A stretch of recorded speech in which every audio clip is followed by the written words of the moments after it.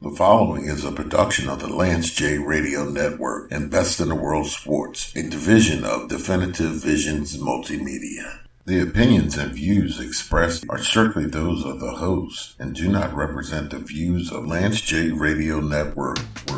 You're listening to Jonesy and Brown. Both you are crazy. With Mike Jones and John Brown. Ladies and gentlemen, welcome to the world famous Jonesy and Brown show. My name is John Brown. By my side is my partner in crime, the man, the myth, the legend, my mellow, my man in the plan, my mellow, my ace in the place, my man 50 grand, Mike Jones. Who? What's going on? Mike Jones. Mike, gotta call a family meeting, man. You say so. What do you mean if I say so? Bruh. We'll get to it. No, you damn right we gonna get to it. We have a problem. And the problem is it's not even Martin Luther King Day and football season is over in Philly. I haven't felt like this in 2 years. You surprised? Because all season long, there were guys on the team telling you things weren't right. And we kept ignoring it. Like, oh, it's be fine. They'll turn it on. They got another gear. Why would we think that?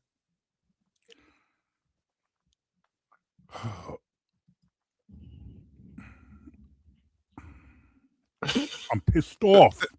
Why? In fact, yes, I am more pissed off than surprised. Because you and I got together last week. Mm-hmm. And I said on this air, said I wasn't necessarily worried about the 49ers beating us, but I was worried about the Eagles losing this game because of the reason why they had been losing games all season.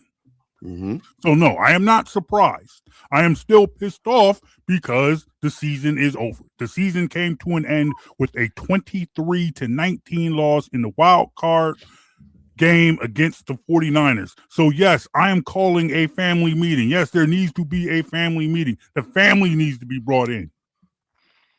We had to call the ancestors. Yes. The family needed to be brought in. So right now, joining us from Total Sports Live, longtime supporter of Best of the World Sports, our good friend, Mr. Javon Alford, the host of the Broad Street Line and frequent contributor to The Gambler at Fox Sports, Mr. Roy Burton. In true family fashion, we also invited Adil Royster on the show, and he's running on SCP time. He'll be here eventually. It is what it is. We still love that brother, but Adil will be here shortly. But for now, I go to the family. I turn to the family. I turn to Mr. Javon Alford first because it's been a minute since I have talked to you and have talked Eagles with you. I don't think you're surprised by the way that game went, right? No, not at all. I think that game probably was the perfect microcosm of just the entire season. Like, if you want to say what is the 2025 Philadelphia Eagles, you would probably point to that game, in a nutshell, because it was just offense became super conservative and wasn't playing in rhythm, wasn't stacking plays. Then defensively, they somehow went the opposite way in the second half of not being aggressive after being aggressive and bringing the blitz in the first half. So it was almost like the perfect storm, almost just like how it was in 2023, that Buccaneers game. It was almost like that Buccaneers game was how you would sum up that season. Mm-hmm. This season is kind of the same way. You sum it up to, you kind of saw the writing on the wall, and the team that was better coached on both sides of the ball and more disciplined ended up doing what they were supposed to do, despite being down multiple guys. You used the term better coached. Roy Burton, in your opinion, were the Philadelphia Eagles out-coached last week? I don't see how you cannot agree that the Eagles were out coached last week. Again, you saw again what Shanahan did to that Eagles defense when to his credit, he has good players, but you saw what Shanahan did to that Eagles defense when they needed to make plays. And then again, you saw another game where the Eagles just came out undisciplined, just making mistakes. Like again, when you see, when you have significantly more turnovers than your opponent, that's a coaching issue, right? Like you see, Reed Blankenship just making mistakes on defense. You see guys, holding or running down the field, illegally and things like that. Like that's just that's all coaching. And just to kind of just go back to Jonesy's point, I mean, like we saw this coming. I mean, like this is not surprising. I mean, this is stuff that we've talked about. You guys have talked about it for months. We have all talked about it on our different platforms for months. Like it's not surprising. Like I think we kind of talked ourselves into like the Eagles kind of figuring things out, over this playoff run because, they just came off a Super Bowl win. But this has been a poorly coached team all season. Like, this has been a team that, again, runs a predictable offense all season. I mean, none of this is surprising. But, John, to your point, it's just more disappointing than anything. Disappointing, not necessarily surprising. Now, I guess that then brings us to the question, if you believe that this team was outcoached because they were clearly outplayed, then what next? How do you fix the problem? And I will turn it to you. I will start with you, Mike Jones, because I feel like don't start with me. Don't start with you. I don't need to start with you. Don't start with me. Well, then I'll start. I will start with myself. I will start with myself because I feel as if I say I'm angry, I'm disappointed, but I'm not. I wasn't surprised. But then I looked at where I was at different points in the past. End of the Andy Reid era. I wasn't calling for Andy Reid's job. But I was more or less in a position where, hey, if you want to make a move, go ahead and make a move. Yeah. I was done arguing with people who wanted to move from Andy Reid. I'm like, look, man, I'm not gonna. If they make a move, I'm not gonna debate that. We all want Chip Kelly gone. That's we can fast forward past that. We all want Chip Kelly gone. Yeah. At the end of Doug Peterson, I used this particular microphone, said I wanted everybody gone. I wanted Doug gone, I wanted Carson Wentz gone, I wanted Howie gone. Howie worked his way back into my good graces. At this point now, I am not necessarily sure I am out here calling for the head coach's job yet. I say yet. Because that could change. But right now, I feel like I'm willing to give Howie and Nick an opportunity to fix that. The first step was made yesterday when they fired Kevin Petullo. That was the first step. Because I feel like just in my interactions with my partner, Mike Jones, sometimes I feel like he thinks I put all of the offense's woes on Petullo. Like now that a change is made, they're going to go back to lighten it up and they're going to be the best offense in football. And I do have a side question when you say that. When exactly were they ever the best offense in football? And exactly. But I'm going to get to that. That's just why I didn't want to go first, because we're going to get to that. Exactly. Touche. But I feel like in my interactions with you, I feel like you believe. And that's why this is Jonesy and Brown, so I don't have to necessarily speak for you. But I believe that you think that all of the issues were on Kevin Petullo. So now that he's gone, things will be fine. Things will be better. And that's not necessarily the case. All right. So here's my thing. By no stretch would I say Kevin Petullo did a good job even this year. he definitely seemed to struggle specifically with in-game sequencing of plays, like knowing when to call what. And I frame it that way as when to call what, because over the last 4 or 5 years, the offense has been the same. The play calls, the play design, regardless of coordinator, has been the same. We've seen different coordinators over the years try different stuff. By week 6, they're back to running this offense. The reason appears to be that none of them trust the quarterback to run a more complicated offense. There have been reports during the season about the quarterback not running the offense the way they wanted it to. Shady McCoy, former Eagle Hall of Famer, still connected to the team, has come out a couple times and said that there's stuff coaches want to do, according to what he's being told, that they can't do because of the quarterback. And I'm going to say something that none of you all actually probably want to hear me say. Let's just be honest, though, for a second. You had, even in the year we dominated and crushed everybody, we were the bullies of the league, won the Super Bowl last year. We had the 29th ranked passing offense. You had the best offensive line that we've seen in probably the last 15 years, maybe longer.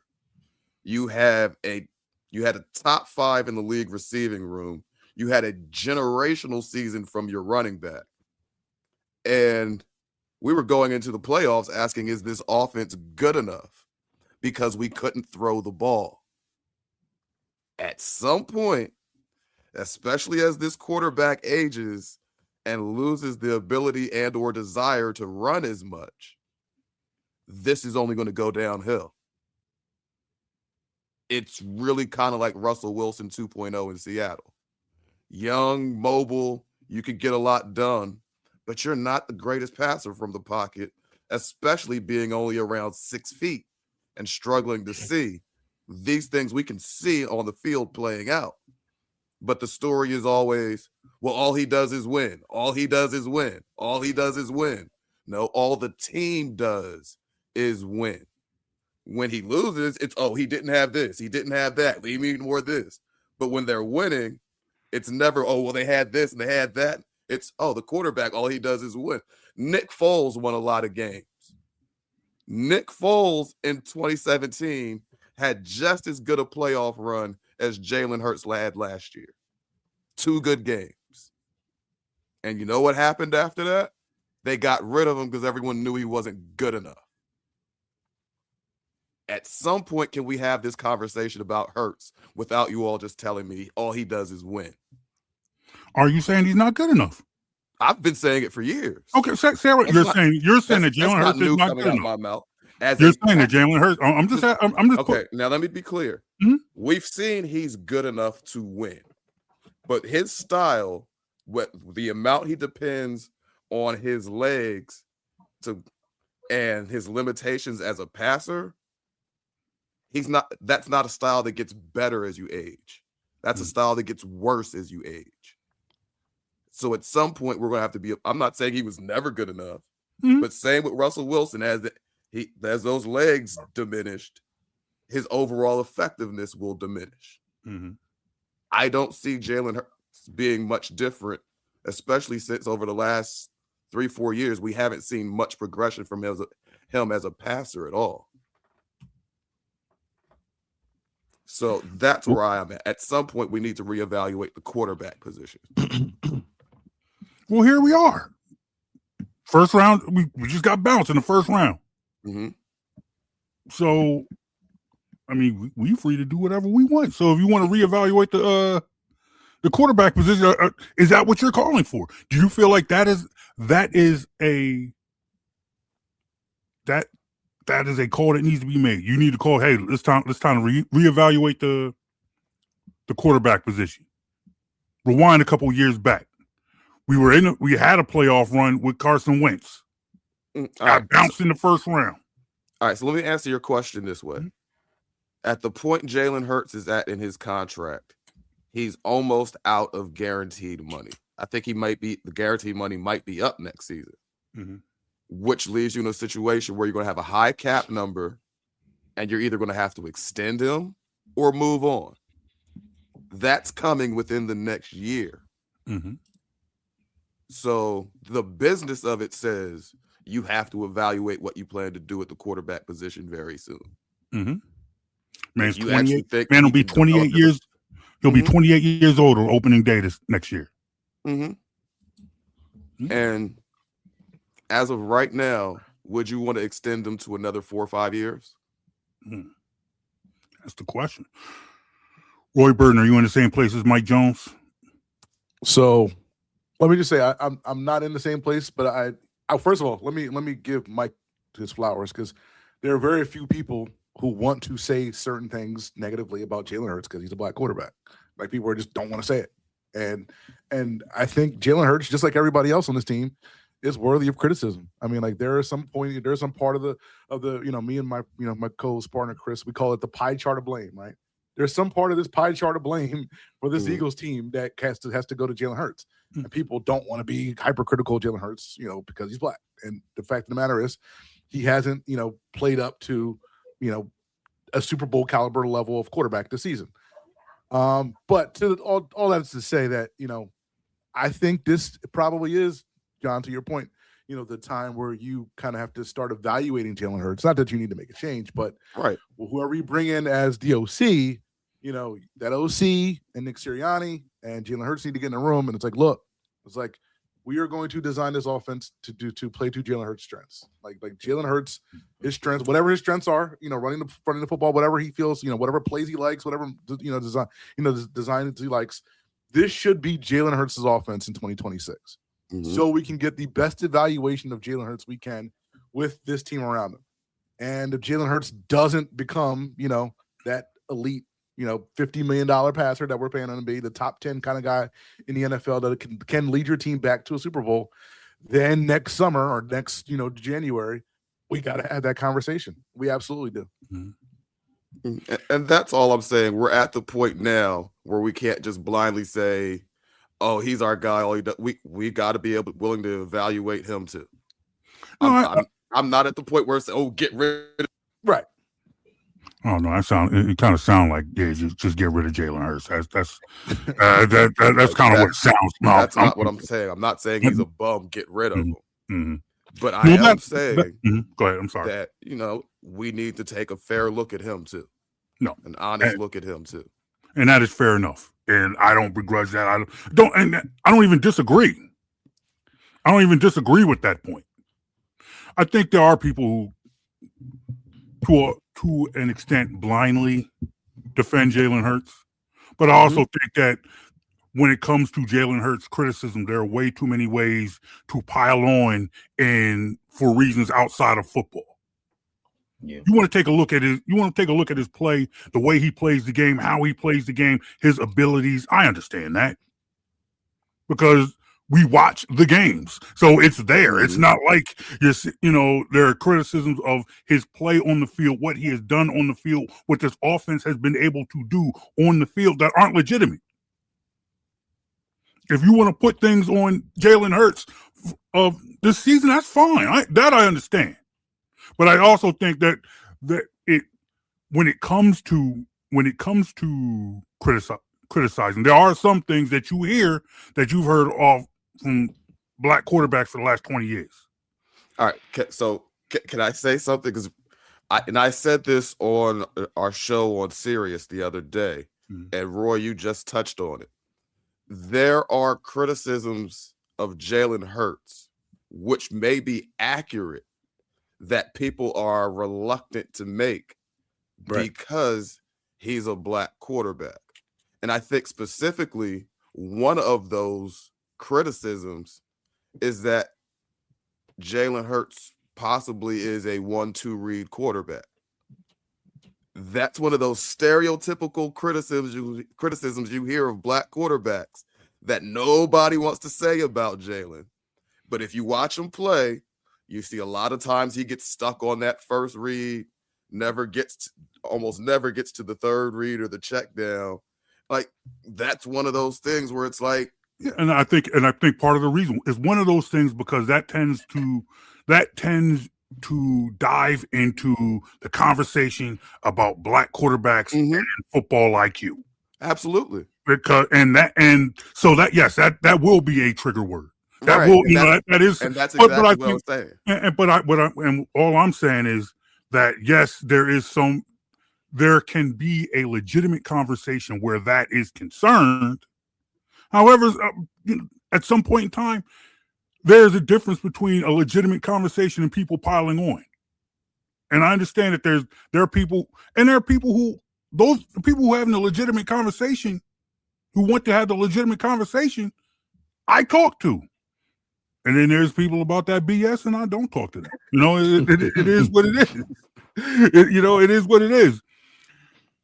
Javon, here we are. We're sitting here. We're.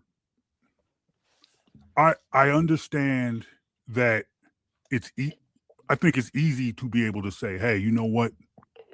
This is a quarterback and a head coach with 5 straight playoff runs. Mm-hmm. 2 Super Bowls.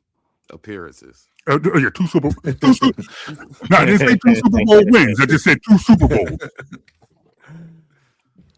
A lot of success. And Jalen Hurts over his collegiate and pro career has had a lot of success. This is a man who is used to playing in January. When New Year's comes, he's still working. A lot of people are off. Jalen Hurts is still playing. But so it's going to be hard to move some people off that spot. Like, hey, you know what? We need to look at this quarterback. And there are people who are also saying, hey man, we need to look at this head coach too. Where are you with that? I think this team's issues this season are like multi-layered. Like, obviously it starts with the head coach. And I think the reason why things look the same is I think because he has everybody. There are probably people that believe he has his hands, like his little imprints, like within, like, let's not do this. Let's play conservative. I think there was like a radio quote that like came back from like 2 years ago where it was like, where Sirianni was like, yeah, I don't really like throws over the middle of the field because they're very like turnover worthy, like type of situation to play. So I think there's between the head coach, obviously the quarterback didn't play up to standard. He showed some moments this season, right? I think we all remember the Minnesota game against that Brian Flores defense. You're like, oh crap, like why perfect passer rate?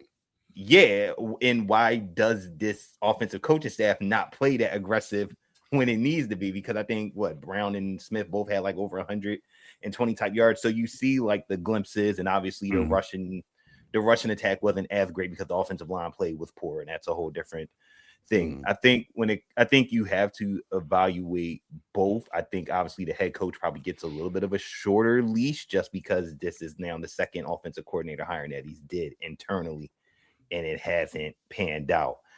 That said, I think when it comes to the quarterback, I think Mike is right in that, like, obviously, like this time next year, like if this is like a repeat of next year, even if statistics say like 25-6, right, but it doesn't look like a great 25-6, then you definitely start to have that conversation. And you look at what is next year's draft class, which is supposed to be very loaded at quarterback. So I think you look at all those things when it comes to the quarterback. And I think just listening to everybody, talking, bringing, good points, to the floor. I think when we talk about him as a quarterback, right? Because I have a friend that's a Ravens fan, and all he likes to do is talk about Jalen Hurts and trash him, even though he's a Ravens fan, and Lamar doesn't win consistently. So when you think about Hurts, right?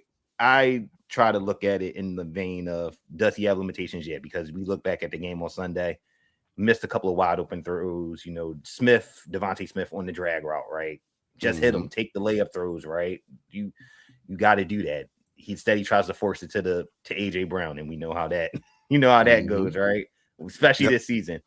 And I think when we think about Hurts, I look at him as like top 15 quarterback. Can you win with that? Yeah, right. And obviously, all winning winning doesn't want to be the main thing, right? You have to be able to continue to progress and be a better passer in a long run. And I think for me, I would like to see what Hurts would look like in a more spread-ish type offense that can try to get different passing concepts going based off of what we saw from out of college in Oklahoma when he was with a Lincoln Riley, where it was more like get the ball out, spread the ball around, see what you can kind of do with that, and like you said, play to his strengths, right? Maybe play to his strengths means getting more RPO going for this offense. I looked up, like, it's weird. His RPO plays have gone down every year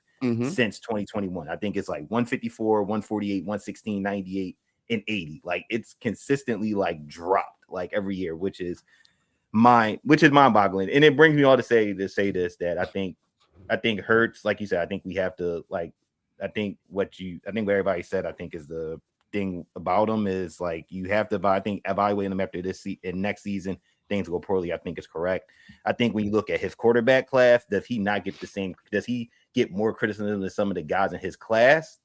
You can make the case, right? Like, Justin Herbert's an all-world talent, and he doesn't get the same amount of criticism. I mean, shoot, they've dumbed down his offense, with Harbaugh and Greg Roman. Like, hey man, like, I just want you to hand this rock off like you JJ McCarthy back in Michigan, and we'll just do what you need to do. Jordan Love, same guy, in his draft class, haven't had the same amount of success. But I would love to see what Jalen Hurts would do in a LaFleur system, seeing the concepts and things that they run for their wide receivers and how they spread the ball around. So I think in general, it's all like a very multi-layered like situation. No, so here's where that gets interesting for me is when Sirianni and Steichen first got here, the offense they ended up running is not the offense they started running.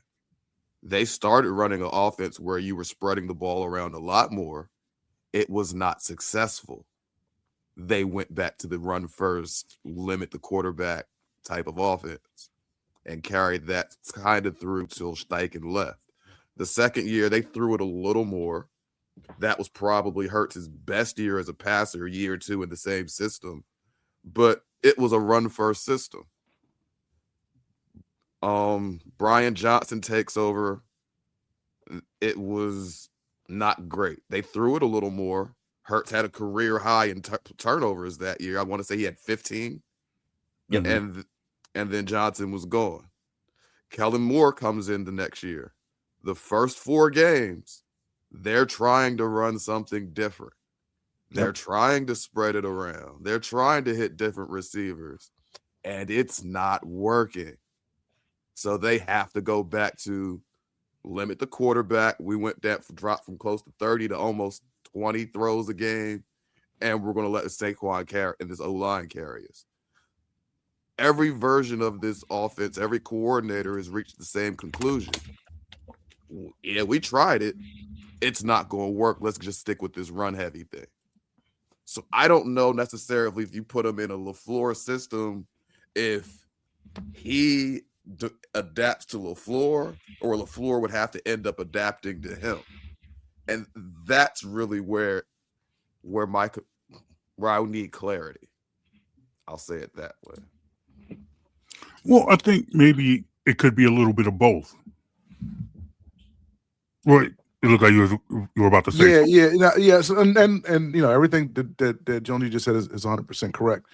I'm just trying to figure out how much of that, all those offensive coordinators, decision-making scheme changes, are just the fact that the Eagles just kind of realizing their strengths, right? Like, their strengths. I agree. I don't know either. Yeah, like the strength of this team is running the football, right? Right. Like You when have this offensive line. right. Like When this you're offensive supposed to be line dumb is not to healthy, run. right? Like when this offensive line is healthy and ready to go, like they're road graders, right? Like they'll just destroy the other team, like like in the trenches. Like you had Miles Sanders is a top 5, rushing yard running back, Right. like DeAndre Swift, like fantastic running, like guys like put up crazy numbers, like behind this offensive line. So I think when you just look at the personnel on this team, it's like, all right, what's the best way for this team to win games? Like, okay, running the football. Like I know we have Devontae Smith and AJ Brown and whatever, but again, if we run the ball 30 times a game, 35 times a game, we're probably going to win. And again, considering the fact that this head coach is turnover averse, then all right, let's run the football. So I just think that's just the general philosophy of the team. And when, like you said, when Brian Johnson kind of went away from it, when they kind of went away from it, a couple times like since then, it's like, all right, well, yeah, like it might be cute to try something different, but again, at the end of the day, again, we have a top 3 offensive line in football. Let's just run the ball, not turn the ball over, and win every game 20-17. Like that. I mean, agree. But I would throw in the one caveat that if they had ever been successful in one of those stretches where they were trying something different, they would have stuck with it. True. That's fair. And that's where I need to know whether it's coaching or quarterback or what. Yeah, but also I think you look at this offensive line, and I think this offensive line this year has regressed greatly. Whether it be because of injury, whether it be because of play on the field, whether it be because of for personnel. Who would have thought we would have in the last 3 years? I'm sorry, say that again. Offensive line was the worst year they've had in the last 3 or 4. I mean, who would have thought we would have missed Mekhi Becton as much as we do? Jeez, yeah. And to me, and this is something that I've said, I was like, the way this offensive line played this year is how I expected them to play last year. When they had lost Jason Kelce and they were asking, hey, how can this offensive line bounce back without this key cog? Jason Kelce is retiring. What's going to happen? And they played out of their minds last year. And to the point that you made, Roy, this is an offensive line that had made good running backs look great. Yeah. And made a great running back look like all-time greats. Yep. It took Miles Sanders. Miles Sanders died. Miles Sanders got paid by Carolina. Yeah, got paid. Yeah. But it was like, but it was like when we got Miles Sanders, I felt like the talk was, hey, we got that good Penn State running back who's not Saquon. Yep. we didn't get Saquon. Saquon's backup. Yeah, right. We got not Saquon. But he came in and he could play. He got behind this line and played. And they got DeAndre Swift. And I was like, all right, we got the hometown dude. And he was looking all right. And when they let him go, but then they brought in Saquon, this is how it's supposed to be done. And then Swift got paid. Right. Exactly. Those are two, Swift and Sanders, those are two guys who will never diss this offensive line. They still send them Christmas gifts. But nonetheless, you look at how they played this year. And I feel like that is something that you have to factor in, because you're talking about, it's not just the offensive coordinator. It's not just the quarterback. Those might be the top 2. But you look at this offensive line, and then you look at, because this offensive line didn't play the way that it played last year, Saquon didn't play the way he played last year.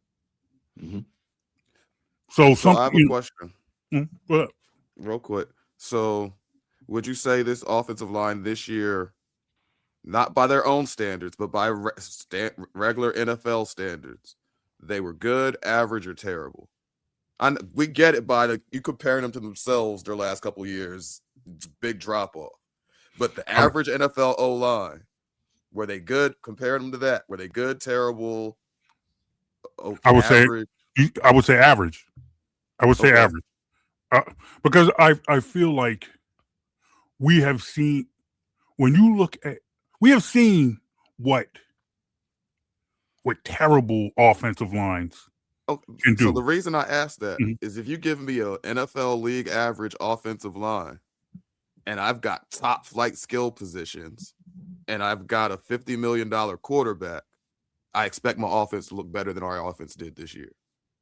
I don't think I should need everything perfect to be a functional offensive line. So are you saying that you felt like this defense carried this team for 17 games? Probably about 15. The offense had a couple good games in there. I mean, because I feel like that is like I see the point that you are making. I understand the point that you are making, but I still see. But you still have a team that won 11 games, and that I don't believe that's 100% on the defense. That defense. I understand you 100%, but the defense did the heavy lifting this season. Okay, no, that I will not argue with that. Want to debate that the defense did the heavy lifting. This ain't the comment wasn't made to say who did more. We know who did more, right? But I'm saying that if you say this is, I think that if you say this was a terrible play, that's saying to me that leans more towards the defense did everything. But that's why I asked you. I didn't. I said, yeah. I'm saying average. I'm not going to say good. I'm damn sure ain't going to say great. But what I'm saying is, to me, terrible lends itself to saying the defense carried this entire team for the entire season. So here's the defense looked bad early in the season, right? Prior to trade deadline, defense was definitely leaky. Yeah, so the thing with the offense, like that. Yeah, no, the thing with the offense is like it's really like because again, you look like you said, John, 11 wins, right? You got a quarterback career high in touchdown passes, right? You still have an 1,100-yard running back. You had 2,000-yard receivers, right? And you had a tight end who had 11 touchdowns, right? Like on the base of it, like you're like, all right, like if you didn't know any better, like you didn't watch the games, you'd be like, all right, this looks all right. But then you see an offense that was 23rd in success rate and had the highest 3-and-out rate in the NFL. It's like, wait a minute, come on, man. It was like, if I'm sitting here with A.J. Brown and Devontae Smith and Saquon Barkley, like I should almost never go 3 and Goddard. And Goddard. I should almost, and Jalen Hurts, I should never go 3-and-out. It's like, that's like, there is no excuse. Again, even with an average offensive line, this team should not lead the league in 3-and-outs. Like we should not have more 3-and-outs than the Browns. Like that, and, like it's just, it's disgusting. And that's why I was asking us to see where we felt about, like, because I know we all, like the O-line last year was the engine of this team. They dominated defenses, bullied everybody. But I know they weren't that this year. But with the rest of what's around them, it's hard to swallow the way it looked simply because the O-line wasn't the best unit ever this year. Exactly. So at this point, if the move at quarterback is not going to be made this year in 2026, it won't be. Yeah, of course, and it shouldn't be, right. It shouldn't be. No. Then the move should then be to fix these other problems, and if you can get that back to where it was, and your quarterback is still the problem, then you make a move. So you fired Kevin Patullo. There are some free agents. You got free agency. You have the draft. So so we say we fix all that, and then the quarterback's still the problem. What's interesting though is that when everything was fixed, the only thing that people pointed to as a problem potentially was the quarterback. I think a lot of us misremember last season, the 24 season, because of what those two last games looked like. The NFC Championship game and the Super Bowl allow us to forget what the rest of the season looked like. You don't end up as number 29 in the league passing because that unit is functioning well. You don't end up with A.J. Brown reading books on the sideline. It's kind of hard to sit there and say, hey, man, this is the 29th ranked offense when you play like that in the conference championship. But no, to Jonesy's point, though, like we had similar conversations during the season last year. Like that's what how I'm saying. Bad, like, this offense took halves off last year. Right. But then that's my thing. Just bail you out with a 70-yard run. We're treating it like it's something that just happened this year. It This was ain't new. happening 2 years in a row. Yeah. Last season just finished great because they had the run game to lean on. But I don't think and Hurts I had don't two good games. I don't think we're acting like this didn't happen. But it's like if we also agree that the move at quarterback is not going to be made in 2026. But what I'm saying is that evaluation process can't be like, oh well, what happens when we put all this back? We've already got to start considering the evidence we have. Okay. And that evidence that we have doesn't necessarily scream great quarterback. If we fast forward to a year and Jalen Hurts is now on the cusp of his 29th birthday and we have the problems that we have, I think it's an easier sell. I don't think you're having that same conversation when you're sitting there with everything that you said in this show, just in this show, and you add to the fact that you're now looking at either extending Jalen Hurts and giving him more money, and he is at 29, and you now have 2 straight years of limited returns on your investment. No, I don't think you're going to actually. I don't think you're going to have 2 straight years of limited returns. But but I think at this point, you just won the Super Bowl one of those years. Yes, and that changes that changes things. If you're saying that, but this is why I say we misremember last season. He was not playing a high level quarterback last season. He had 2 good games at the end of the year.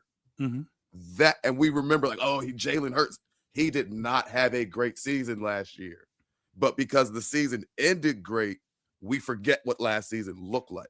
Okay, we already have 2 bad years. And the explanation is that you're always going to remember how you finished over how you started.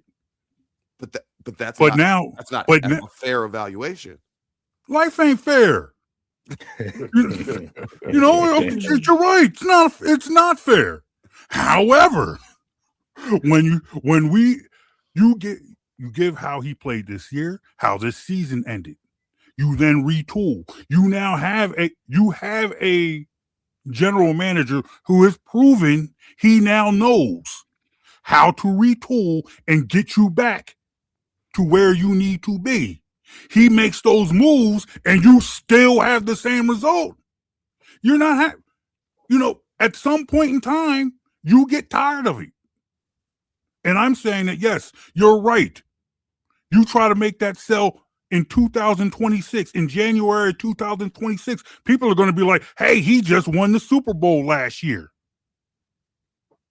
If we're having this same conversation in 2027,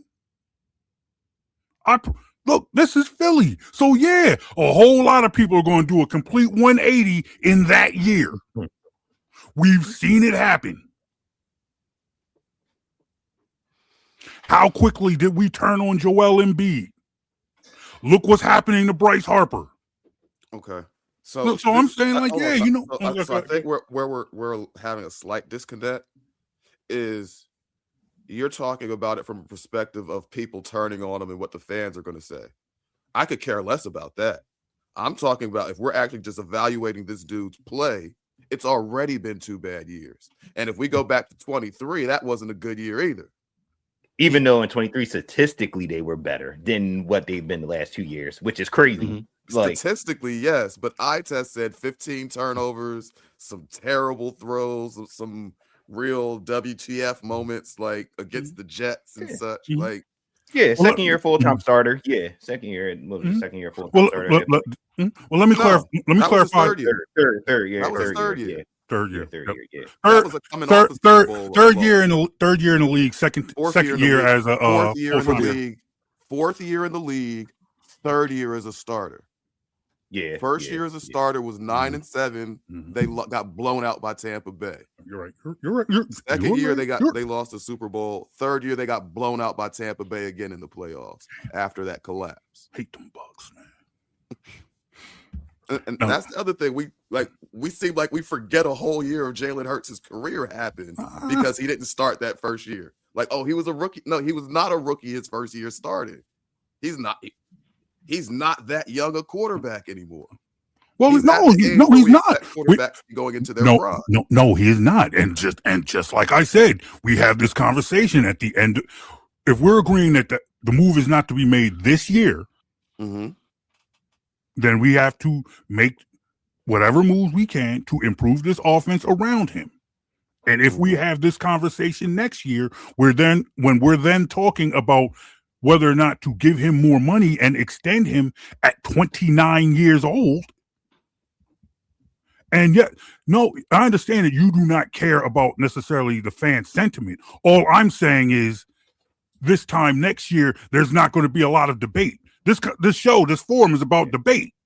And I'm saying that, yes, you're talking about the blowback, people not arguing what people remember, what people misremember. What I am saying is it'll be a whole lot easier to make your point this time next year if they make these changes and improvements are not made.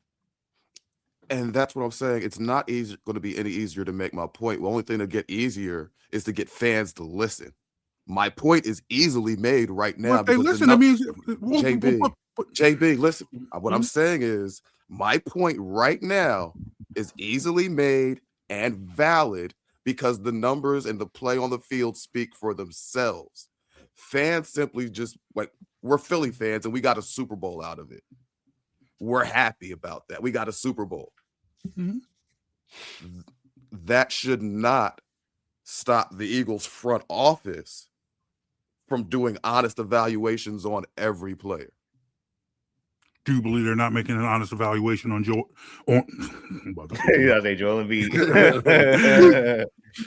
Do you believe that they're not making honest evaluations on Jalen Hurts? Do you believe the team, not the fans? We're talking about the team, the organization, Howie Roseman, Nick Sirianni. Are you saying you don't believe that they are making those evaluations? I'm not inside the building. I can't say that. No, I'm just asking your opinion from what you said. I'm not inside the building. I can't say one way or the other what they believe. Mm-hmm. What I am saying is that from where we are right now, their actions going forward need to show that it's time for that evaluation process to begin right now, not begin at the end of next season. We need to be evaluating every position starting right now. Okay. Then I believe we're not on different pages here, and this is why. If they make this decision next year, it will not be based on just next season. However, if we agree that that change cannot be made this year, if it can't be made this year, you make whatever changes you can make, and that factors into next year.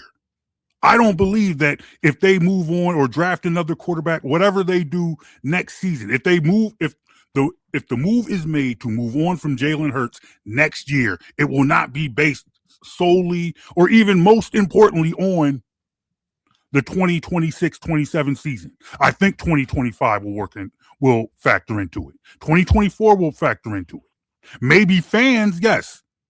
Maybe fans will only be looking at next season. But I think the team itself will look into all those things. But what I am saying is when they make that move, the team will make their decision based more towards what you are saying, Mike Jones. If the team moves on from Jalen Hurts next year, it will be more because of what you are saying. What I am saying is when it comes to then let me be a little more clear about what I mean. Mm-hmm. For example, look at what the Colts did this year. They got Daniel Jones. He was playing well early. They mortgaged their future because they believed in Daniel Jones. Mm-hmm. They got rid of first-round picks and all that because they believed they had that quarterback situation handled. Whether or not they were right, injuries, his play fell off, all that stuff, maybe they were wrong. But they were operating from a position of we've got our guy. Like, I don't think the Eagles could be going into this season being like, oh, we've just got our guy. Let's get rid of first-round picks next year to rebuild the rest of the roster. I don't think the Eagles should be in a place where they're operating like that. That's what I'm saying going into this offseason. They can't go in like, oh, we're sold, we're locked on this guy, and we're just going to treat it like that. That's why I say that evaluation process has to start now. Because we're going into the offseason, the moves and such they make have to be, we're in evaluation mode, not sold on one guy mode. So where do they go from here? Got the draft coming up. What would you like to see them do? Well, over the next 2 years, we all see you're going to have to pay a lot of people on defense. And because of that, you're going to have to get less expensive on offense somewhere. So you're probably going to have to look at an O-line help for that right side. Lane Johnson won't be here forever. You may have to make a change with one of your receivers. You're already losing Dotson, but whatever part of his offense he was, you're losing him. But then, damn, you've got two $30 million receivers. Are you going to bring both of them back for another go? Like all those positions around the quarterback, because I think you all have all heard me say there are teams that I don't think are ready for a quarterback. Like I don't think the Raiders are ready for a quarterback. What I do think Howie has opportunity to do is begin that transition, paying defensive guys, flipping some of the older offensive guys, get younger, cheaper on that side of the ball, so that the year after, whatever decision you do make about quarterback, you're actually at your franchise at a place where it's ready to handle that decision. Okay. Well, gentlemen, how about this? Let's take a look at who they got coming up in free agency this year, and you tell me whether you think they should stay or should or could stay. And we'll start with Dallas Goedert. Goddard's gone. Goddard's gone. Yeah, That's just the business of it. He's 31. You're not going to give him another big contract. Yeah, Goddard's gone. Dotson, I think we all agree. Dotson. Thanks for coming out. God bless you. Good night. Fred Johnson. Gone. I think they keep him. I think he's a good. He's a good swing. He's a good tackle guy. He's a good depth guy. Yeah. But I think someone else will offer him more money than the Eagles will. So I have a feeling he's going for that, strictly the business reason. Not that the Eagles don't want him. I just don't think they'll be able to keep him. Grant Calcaterra. Going. Oh, he's going. He's going. Pack it back. Brett Tooth. Going. Yeah, he's Mm. going. He's I don't know, actually. He might be a practice squad guy. He's one of those guys. He's Toth has another been guy. around for a while. He just kind of seems to find a way to Hangs stick. around. like white Quez Watkins. He's always around. Right. So, like, Didn't they just bring Quez Watkins back like on a futures deal? A futures Quez deal. has been on. Quez has been on the practice squad like all year. Like Quez played with Donovan McNabb. Like he's been here for forever. Like, it's unbelievable. So yeah, I could see Toth being back with one form, one way or another. Quez ain't gonna have you out here talk about five like that. Matt Pryor. Going. I think he's going. Yeah, he's going. Didn't have any really good performance this year. I wouldn't put money into that. No. AJ Dillon. He's going. He's super going. Yeah. You knew he was going when they traded for Tank Bigsby. Yeah. Yep. Yeah. Yep. So there you have it. Real quick. Let's move on to defense real quick. Well, before we do that though, let's talk about AJ Brown. Like, because I don't think AJ Brown's here next year. I don't either. Can you? And I don't necessarily think cap hit is lethal. a Though. move I would want to make, but I don't think he's here next year. Even given the cap, the cap hit. They took the cap hit with Wentz, so anything's possible. Right. That's a good point. That's a good point. That is a good point. It's as we record this show, it is Wednesday evening. I have literally talked myself back and forth on AJ Brown about 17 different times. At the end of I want him to go. I definitely don't want him to go. But I think he's gone. Yeah, I have gone back and forth. I started where you were, Jonesy. I didn't want him to go, but then then I heard the whole he didn't talk to the media and he was just dapping everybody up and he just bounced. I'm like, oh man, AJ Brown's done. Yeah. Then you start hearing about the cap hit. I'm like, all right, Howie ain't stupid. He ain't dumb. But now, I'm here. My man Javon come in here like, yo, they took the cap hit on Carson Wentz. And that's a good point. I hadn't thought about that. I had not thought about that. Took a And now capital here I punch. am once again. And like I said, it's Wednesday. So that means by the end of this week, by the time people hear this podcast, I went back and forth a couple more times. So I don't know.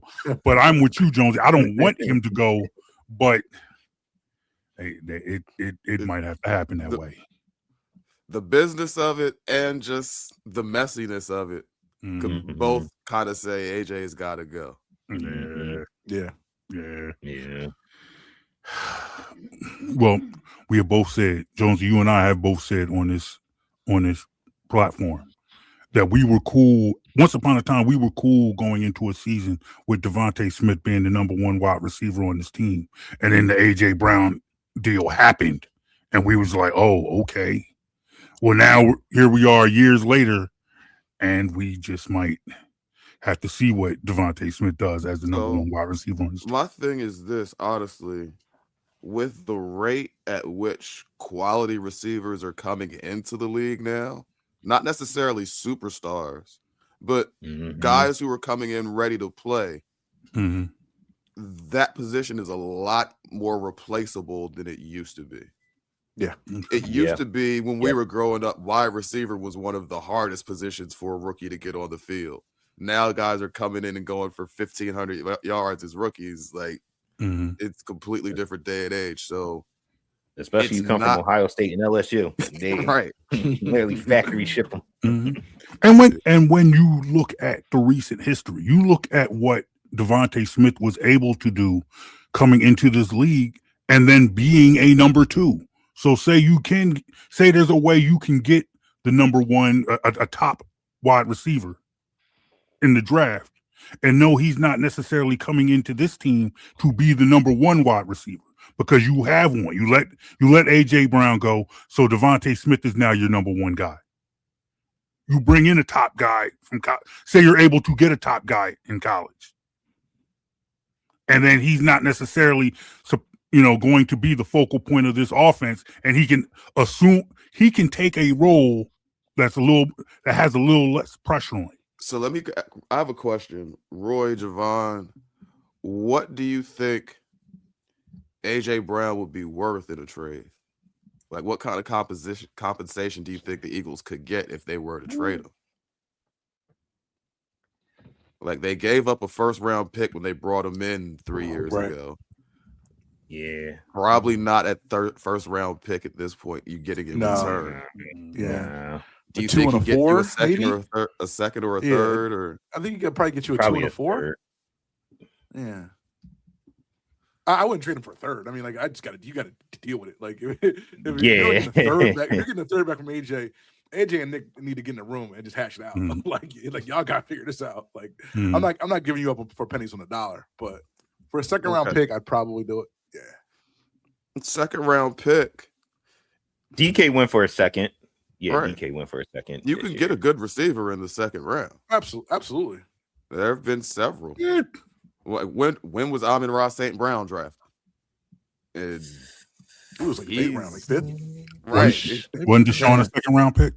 Deshaun Jackson, he was a second round pick. I'm just thinking in current league, like you can get a good receiver in the second round. Yeah, my round was fourth round. Yeah, right. You get good receivers. I mean, well, look at Puka. I mean, Puka's kind of like an outlier, but still 5th rounder. Find guys. Puka, yeah. So you could find guys if you're. And last couple of years, our scouting department's done pretty well in these drafts. So. You talked about DK Metcalf. AJ Brown's 6 months older than DK, so fair enough to think they could draw the same compensation back. And AJ's better, so much better. Yeah. It just puts pressure if you do move on from AJ now. It puts pressure on you have to nail whatever you do at tight end to replace those targets, and then you actually have to have a kind of prioritize. yes, you have to prioritize a third receiver, not name Darius Cooper or Johnny Wilson, right? And maybe you work with whoever the offensive coordinator is, getting the running back more involved in the passing game. Like, you're going to have to try to find ways to kind of funnel those targets that you are missing. Now, that is the one concern. If you were to lose Calcaterra, Goddard, and Great red zone AJ all in the same offseason. Right. Now that's a big chunk of your weapons all gone. And you the don't tight have a ends are pass probably catching both back. gone. Right. And that's the one place where it gets iffy is it's all these weapons at the same time, rather than just one here or one there. It's going to make that evaluation a whole lot harder, man. When you decide whether or not you want to, what you want to do with your quarterback. It's like, hey, we need to figure out what we doing with Jalen Hurts. But first thing we're going to do is get rid of his top 3 weapons. But it's going to be interesting to see what they do, for sure. People will tell you, oh, man, Josh Allen, he carry a whole team, Well, Josh Allen did just go into a road playoff game against he did. Yeah, he did. That tush push pushed them 10 yards. I will say this. That was hilarious, bro. This is the one thing I'll say, though, about this playoffs this year. When Stafford got the ball at the end of the game, I had no doubt he could go down the field, do what he needed to do, win that game. Josh Allen's down at the end of the game. I had no doubt he could get the ball, go downfield, do what he needed to do, win that game. When Jalen Hurts had the ball with 4:30 left down, I was like, we lose. I just didn't have that same level of confidence. Him, coordinator, all of them together. I just didn't have the confidence they were going to go down the field and get it done. And that's where it starts. Like, they have to nail this coordinator pick. Like, that is... you have to nail that. Like, yeah. I think at this point, when it comes to that coordinator, I think my opinion leans more towards what the majority of people are saying. You get yourself a veteran. We've tried to now elevate Nick's guys. And I think, the success that Nick has had, the success that Nick's coaching staff has had has allowed him to say, hey, I would like to elevate my guy. But it hasn't worked. So now it's like, look, I don't think it necessarily has to be some sort of situation where it's like you're emasculating, like Nick Sirianni, like how he needs to come in like, yeah, man, we tried it your way. It sucks. We're going to do it my way. I don't, you need someone with fresh ideas that from an outside point of view that can come in and be like, well, I've been in these different locations and come in, not like, yo, homie, I just pulled you up from passing game coordinator. Yeah, my passing game coordinator. He's really smart. He got he's got a keen eye for the game. Let's make him the play caller. He's like, nah, bro. Right. I think it now. I'm sorry, but to that point though, you got to tell Nick, like, look, man, like, we're gonna throw the ball over the middle, man. We're gonna run, call some quarterback draws. We're gonna do some things that you might not like, right? But like, you gotta deal with it because again, we've done it your way, and it really. So is that something you got to tell Nick or tell Jalen? Might have to tell them both. You might have to tell them both. You might have to tell them. Did you see Hard Knocks this week? Out the room. Yeah, and this isn't even something I want to make like personal against Jalen. Just how many quarterbacks under 6'1", under 6'2" do you see use the middle of the field a lot? Drew Brees didn't use the middle of the field a lot, and he was a great passer. They would have to move the pocket and then shift the field. So like, or use the running back as that like option, right? Like how San Fran does with Purdy, right? Like they'll do it, but it's like, yo, man, if I got Christian McCaffrey, like go run that angle route and just go. Like, but yeah, that's the middle of the field is just one of those things. I don't know if that's something you'll ever see with this particular iteration of the Eagles offense. It's like the running backs. It's like the running back screen. It doesn't exist in this offense. Right. Like ever since Andy Reid's gone, it don't exist. You're absolutely right about that. Defense, they got some. Defense is going to be some changes too. There's some free agents about to walk out the door on defense. Couple decisions you got to make. They got some big decisions they got to make. I think Kobe Dean, Jalen Phillips. I didn't think that. Who would have thought when they brought him in that this Jalen Phillips we'd be having this conversation like, oh, we need to extend, we need to try and bring him back. But what he might be in line for a Jalen Phillips, Hakeem, honestly, is probably the one I'm least worried about leaving. I like the development I'm seeing from Jalix Hunt. I think if Nolan Smith comes into next season healthy, you could find pieces to fill in around those two in the edge rotation. That has to be better. But your depth has to be better. But I think those two you can survive with those two as your starting edges, assuming Smith is healthy. Yeah, now granted, you had the health issues with Nolan Smith, but wasn't that the mindset they went into this season with, saying, hey, when it was letting Bryce Huff leave, and you come back, and that's not saying, oh, I miss Bryce Huff, but nonetheless, you thought you had more depth on the edge. And then you turned out not having more depth on the edge. So that was the thing. I don't think there was ever a perspective where we're like, oh, we have depth. We thought we had two guys that could start. After and that, ticket. Right. And Nolan Smith, he's a violent guy at setting that edge. But at 245, 250, your body may break down at some point. So that you definitely need depth. That's why you hear Brandon Graham saying there were conversations about him coming back from August. Right. They knew they didn't have the depth they needed. So they definitely have to address that, and depth at a couple positions, honestly. You think Brandon Graham comes back? He got that taste of it now. It sounds like it. He sounds like he wants to come back. I was joking with my wife about it because she's talking about, like, he retired and then he came back. I'm like, I don't know what's going on, at the crib, but he was like, look, man, I need to get back to work, man. And now he's talking about, he comes back for a couple of games and now he's talking about playing next season. I'm like, I don't know what was happening at his crib. He just got home and just got bored or something. You saw that Phillip Rivers, like, yo, you could extend that health care for another 5 years. Like, make something work. The way Phillip Rivers be going, Phillip Rivers going to be paying for his great grandchildren off the league. That man ain't never getting into the Hall of Fame, man.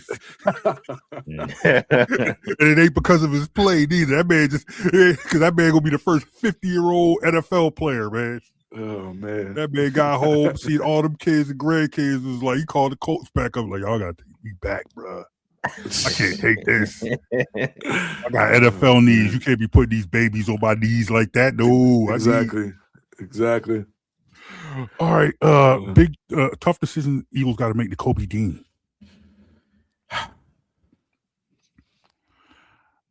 Gone. Problem is they just drafted Jahai Campbell in the first round. Yeah. And he's gonna get somebody's gonna pay. He's gonna get paid. Right. Mm-hmm. Yeah. If you didn't have first round pick invested, maybe, but you spent a lot of money last offseason to bring Zach Bond back. Right. Yeah. And you have a first round pick invested in Campbell, who played well, who showed signs that he could, that he was as advertised.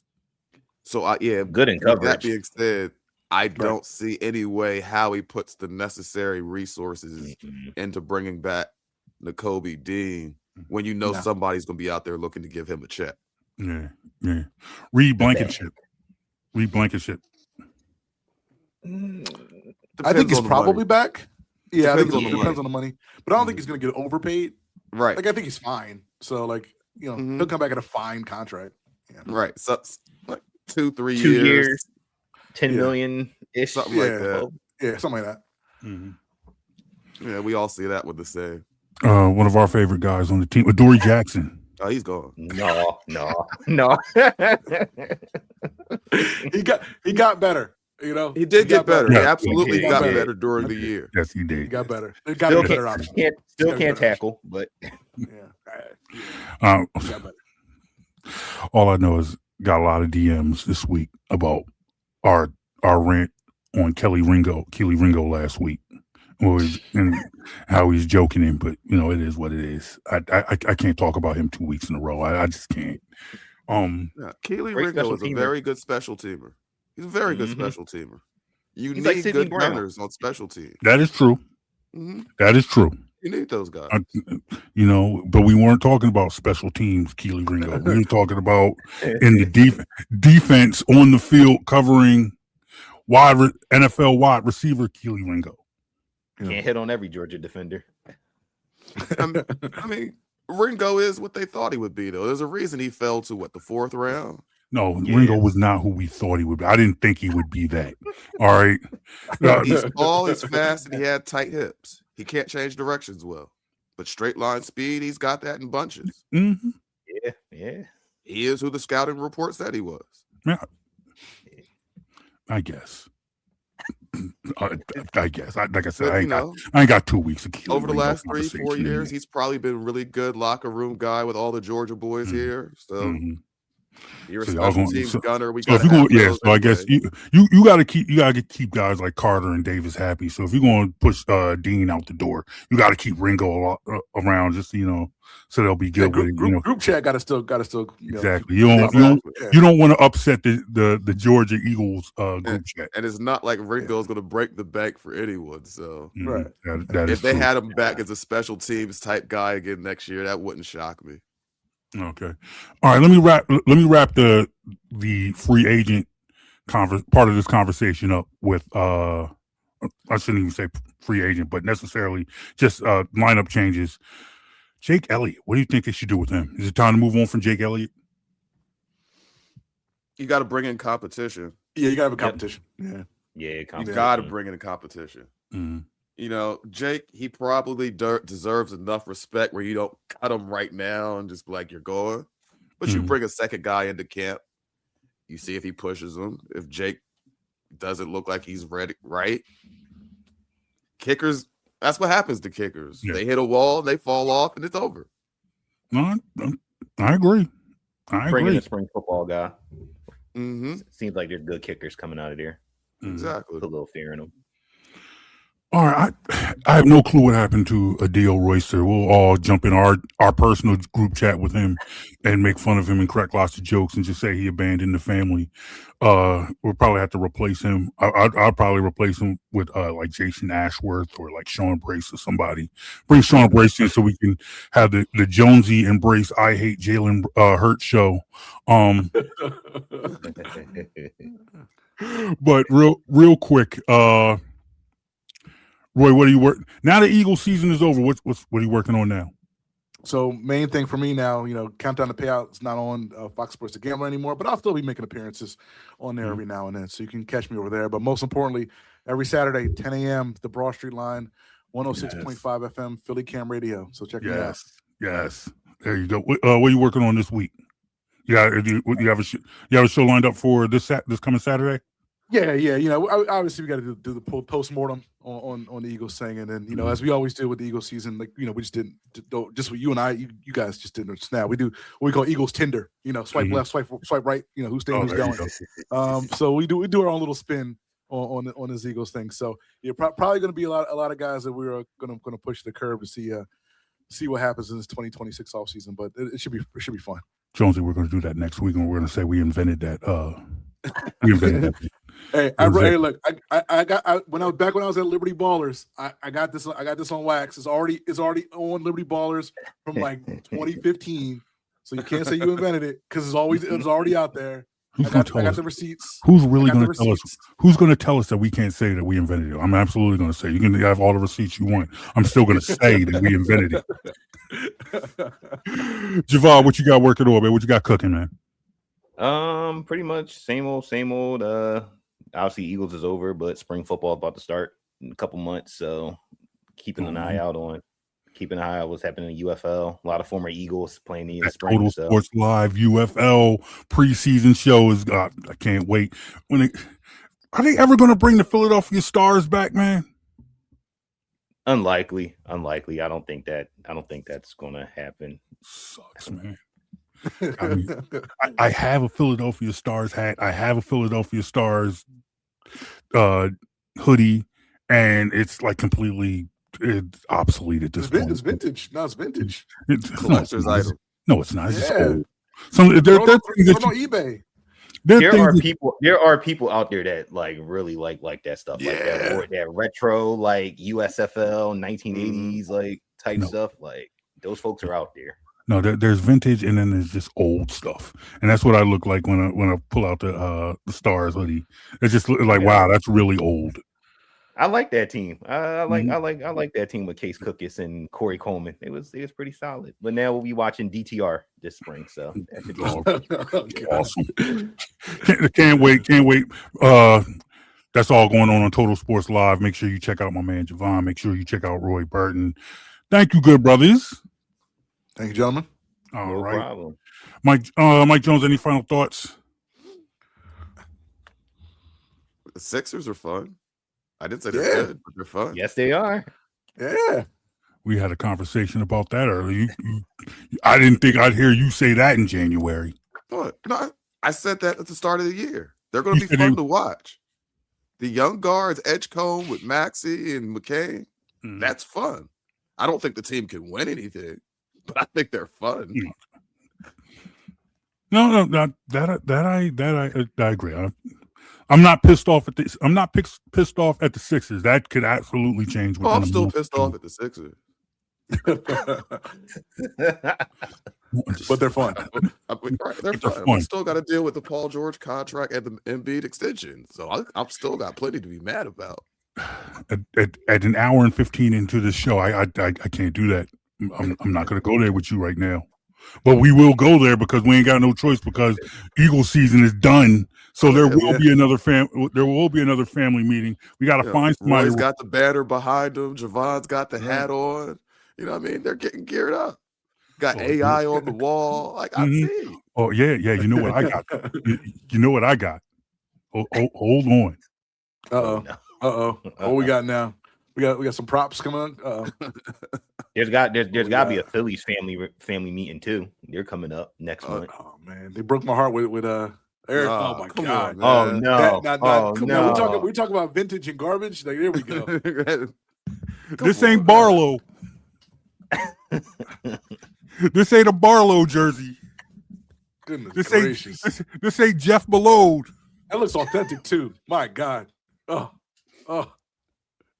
My heart. So there you go. So I'm looking at the clock. I know we got to get out of here. That's not Daniel House. That's not Daniel House, baby. He's still available. There's still time to write this ship. You really want to write this ship? You really want to have some fun? So JB, you want my final thought? Here's my final thought. After I said that, no, I do not want your final thought. I'm afraid I don't want my feelings to get hurt. My final thought, honestly, I wouldn't be mad if they brought him back. Oh boy. No, that might just be a call for help. I'm going to end the show here because I need to give Mike Jones a call because he might be being held captive. He might be being held against his will, and that was just a call for help. I am worried about Mike Jones right now because he might be in trouble. I don't know. Somebody might have Mike. Real quick. Are you being held against your will? Blink once for yes, twice for no. This man said, I would not buy Ben Simmons back. You know what? Play the music where we're going to cue. It's time to go.